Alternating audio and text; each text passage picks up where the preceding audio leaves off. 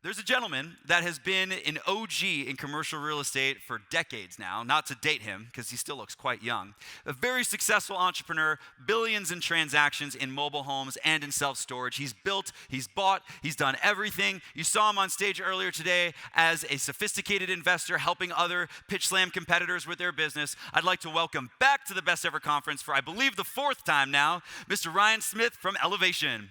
Are you ready? Thanks, brother. Yeah, thank you.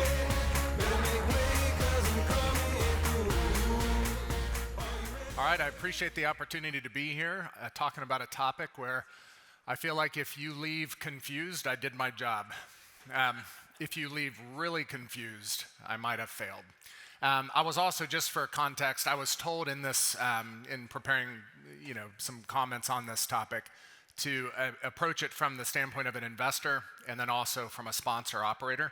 So I'm going to kind of toggle between both.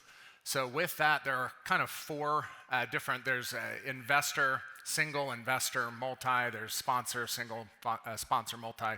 So we got a lot to cover. And the reason I put that graphic up is it kind of is a circular reference. Anybody in the pitch slam today? How many of you were here? Did y'all watch that? Did y'all pick up a couple of the presentations, how the sponsors said, we're now doing our first fund? Some of them said, well, historically we've done single assets and now we're doing a multi-asset fund. And then you also probably heard my friend Daniel Weisfeld say the opposite, right? That they've done a couple of funds and now they're doing single assets. So you notice there's this kind of life cycle to the way people approach them. So standard disclaimers apply, just things to start. If you're a sponsor looking to do multi or single asset syndications and funds, definitely seek legal and tax advice. In creating this presentation, there's so many permutational pathways depending on what you're seeking to accomplish, who you are, how you view the world. There's a wide variety of factors, so there's really no prescription here. Hence my opening as to when I said when you leave, you might be still confused. So we're going to talk a little bit about single and multi-dependencies, single asset pros. If you're new here, if you're a new LP and this is maybe your first Best Ever conference, I think this is my 7th, so I hope you've enjoyed it. It's a blast, it's a great time. But kind of if you're new here as an LP, how should you view this? How should you think about it? And the same, I also have some commentary. If you're a new sponsor or syndicator, how should you look at it? And then at the very end, I'm going to show you how you might not have to choose long-term, because there's kind of this choice. Should I do one-off syndications or multi-asset funds? And what if you really didn't have to choose? So I'll save that to the end.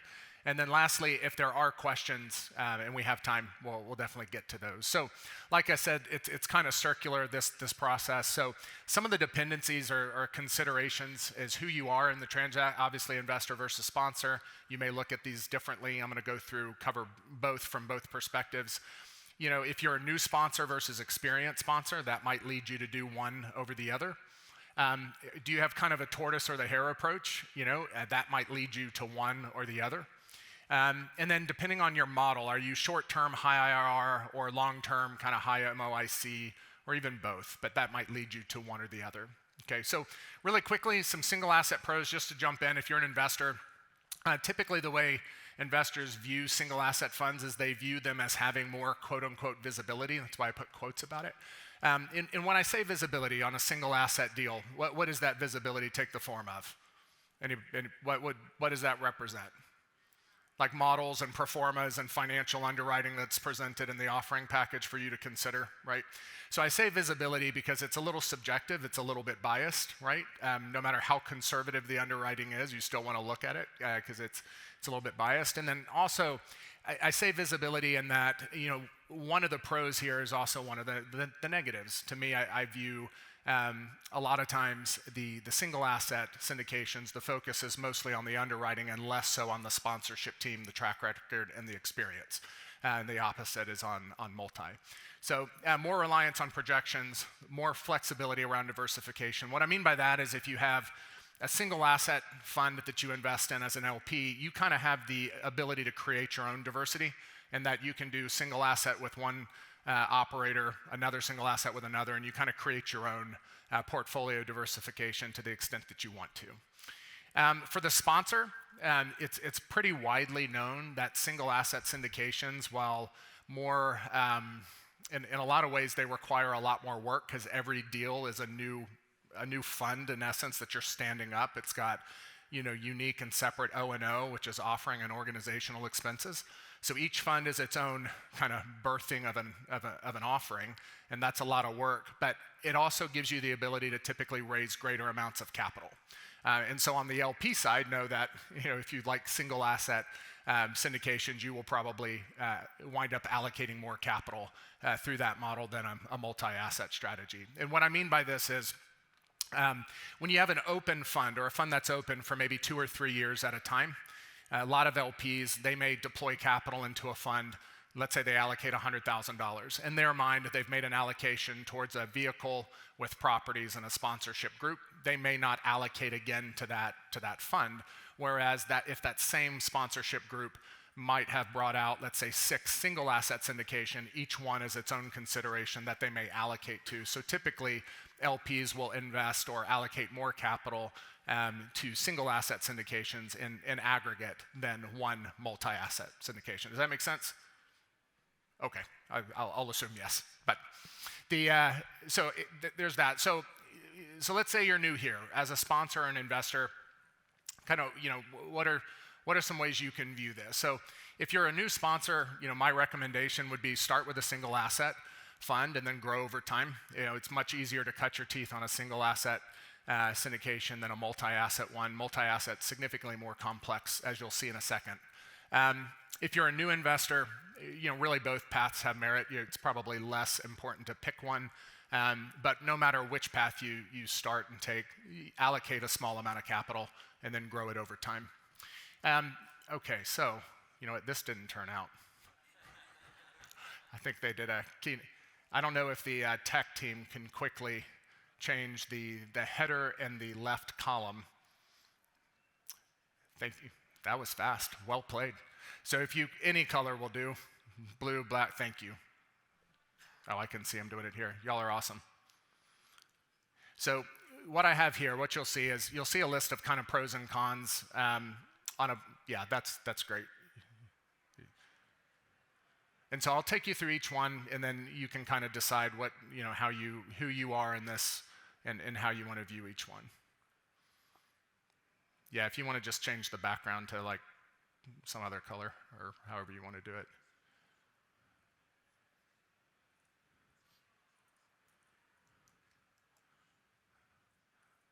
As of yesterday, this was to be a panel.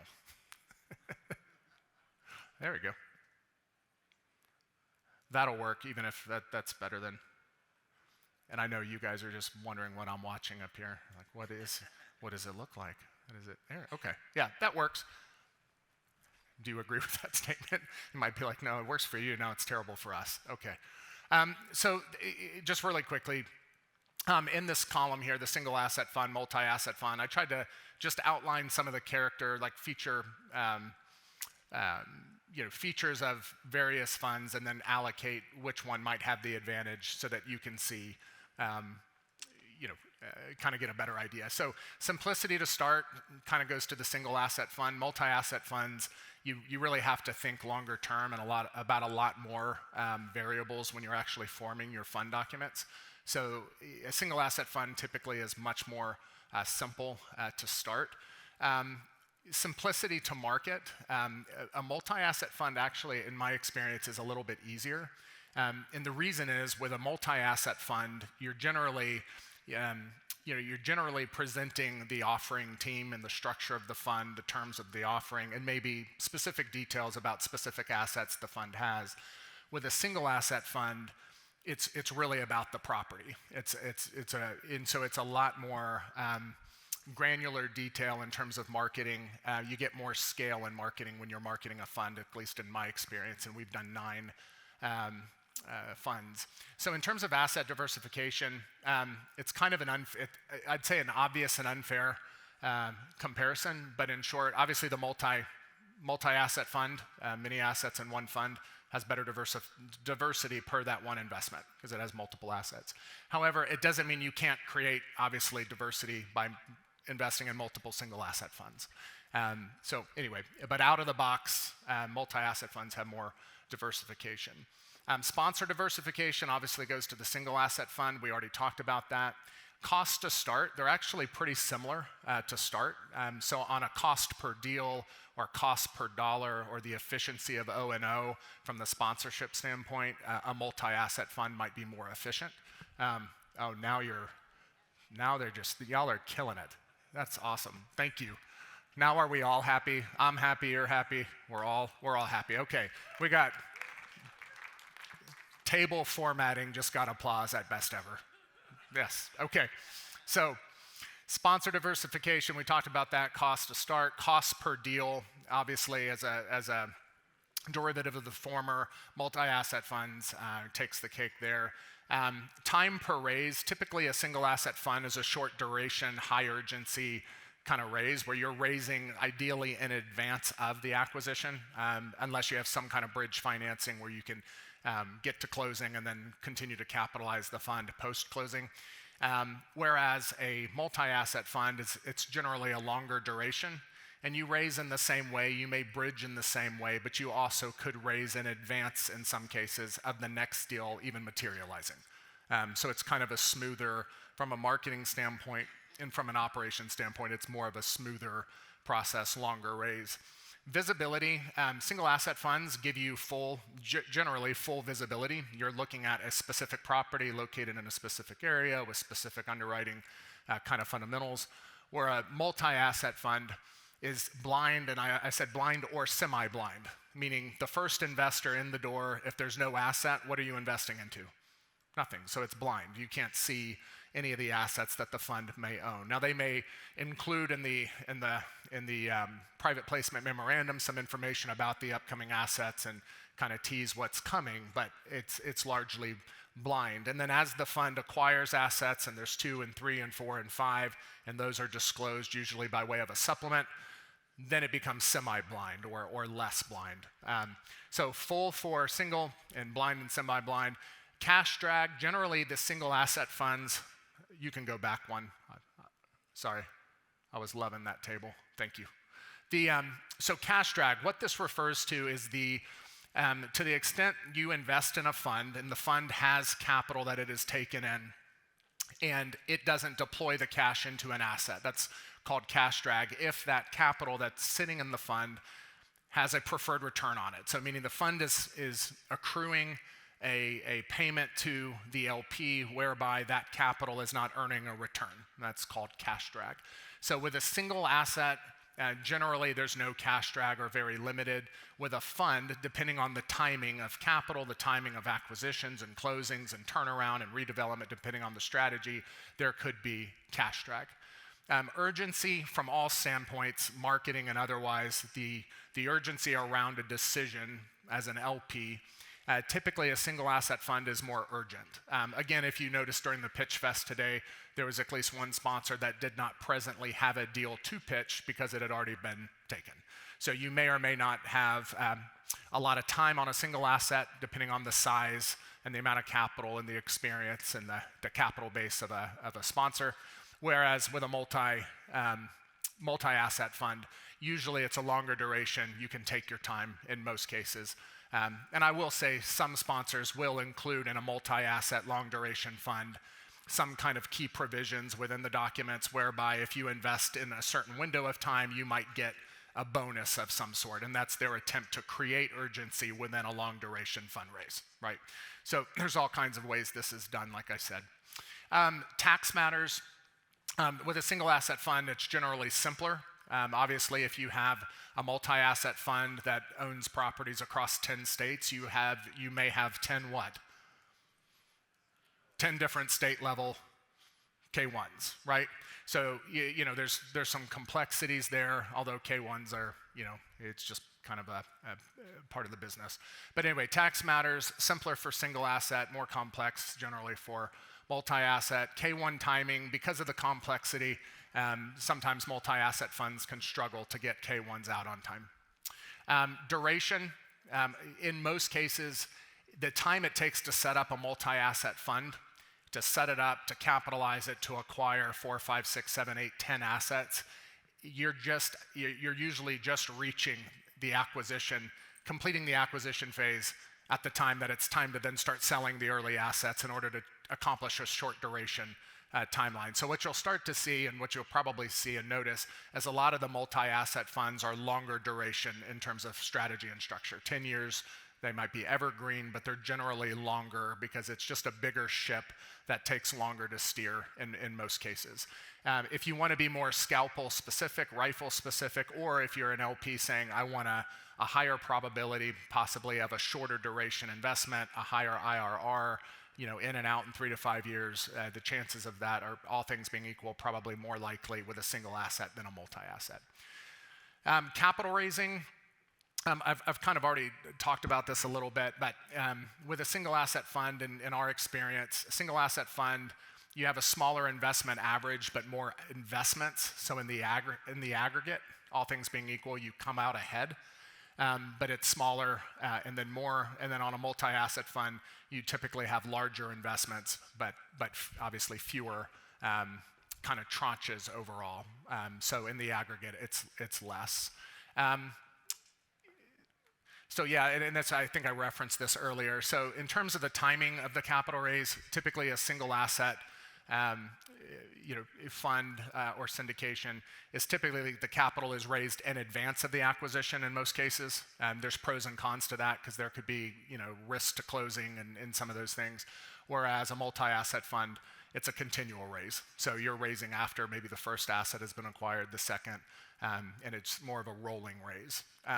So that's not an exhaustive list. I just tried to think through what might be helpful and kind of compare and contrast across each one. There's also a seasonality, and I'm not sure if y'all have noticed this, just been, if you've been in the business for a long time watching kind of who does what, why, when, and where.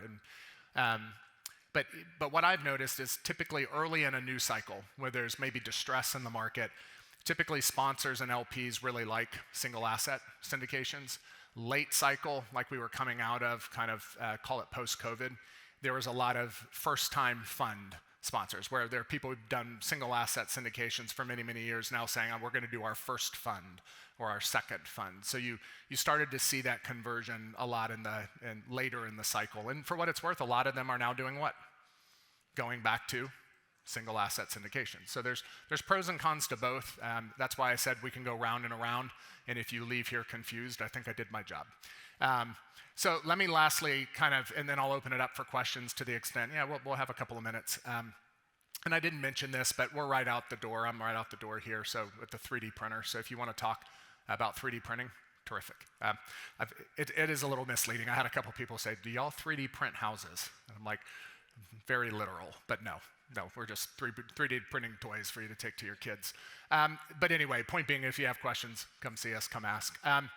But one of the things that I thought I would mention is this concept of not having to choose, right? There's this, at this point, especially if you're a sponsor or you're looking to raise capital, you might think, well, gee, which one do I pick? And there's a pressure to pick. But there is a concept that I'll show you here where it allows you to kind of do both. You definitely will need good tax counsel. You'll definitely need good thought.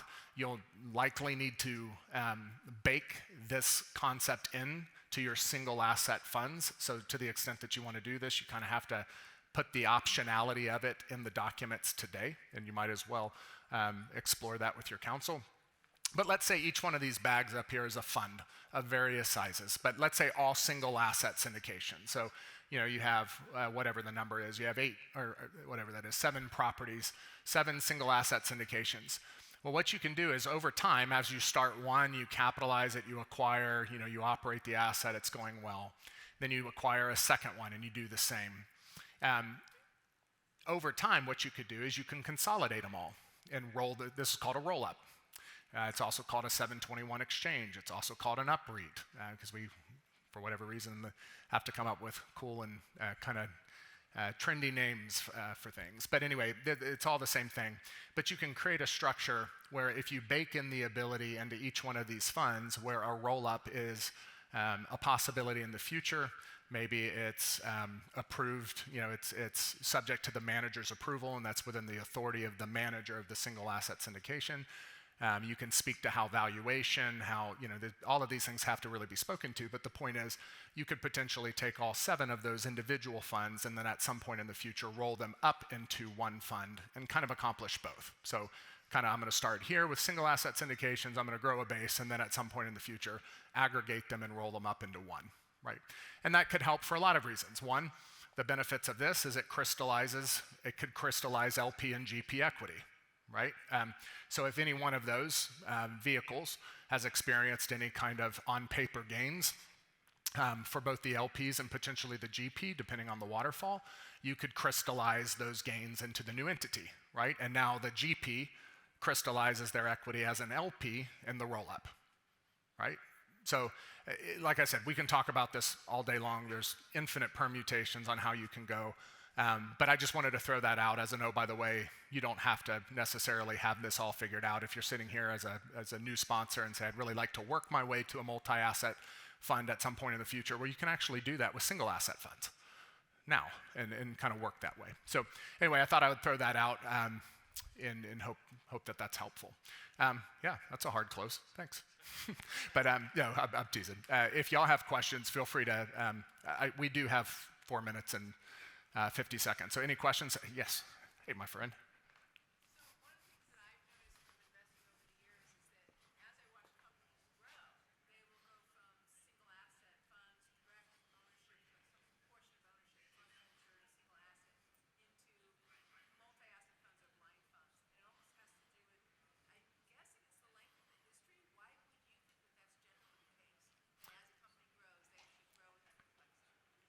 Yeah, so her question is kind of she's noticed, it's kind of like another side, I could have probably put another slide, kind of along the lines of seasonality, right? Where she, almost the seasonality of a track record in an operator, that as an operator gets more and more experienced over time, that they tend to then embrace multi-asset funds. Is that fair? Yeah. There's a lot of reasons. It's to form, this is a personal, so I'll just give you my personal take on it rather than kind of speaking. I really like multi-asset funds, although I do think single asset funds have a lot of merit. I like them because the time, energy, and the effort to create a fund, it's an expensive endeavor, right? Including marketing. And we're also long duration holders, which kind of narrows it down. That really, but I think when you're looking at efficiency, operating efficiency, asset management efficiency, capital markets efficiency, I think a multi-asset fund is more efficient. And so I think that's where they go, is they're just seeking greater efficiencies. And then they also have maybe the capital base that's more significant and is looking less at the performas. And now they say, you know what, I know, like, and trust the sponsorship group. So the specific asset level performa is less important. I trust the group, so I don't need that anymore. So I think all of those coalesce around that concept. But then I've talked to many folks that have gone that route and gone to multi-asset funds, and then they say, yeah, but we raise less money, so we're going to go back to single assets. So that's why you really will, if you watch it over time and watch different groups, you'll notice them kind of constantly thinking the grass is greener on the other side, taking a bite, and then they go to the other pasture. And it's rinse and repeat. Great question. Yes? Is there an argument where a multi-asset fund has already acquired several assets, but yet they're still raising, where you can entice an investor based upon current in-place operations?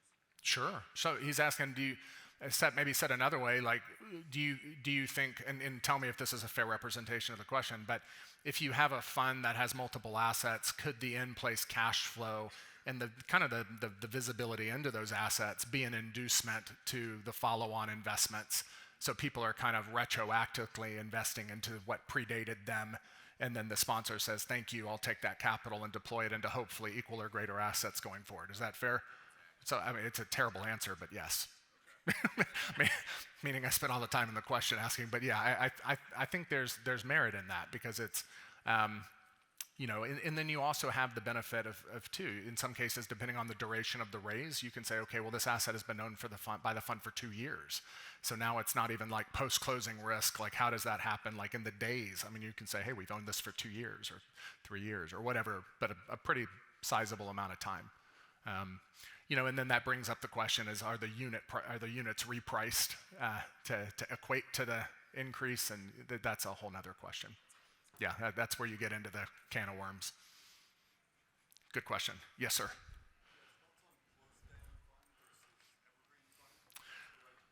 Yeah, so there's and again, I'm not a securities attorney on any of this, so definitely seek competent counsel. But in short, his question relates to like the types of funds, closed-end funds versus evergreen funds. There's pros and cons to both.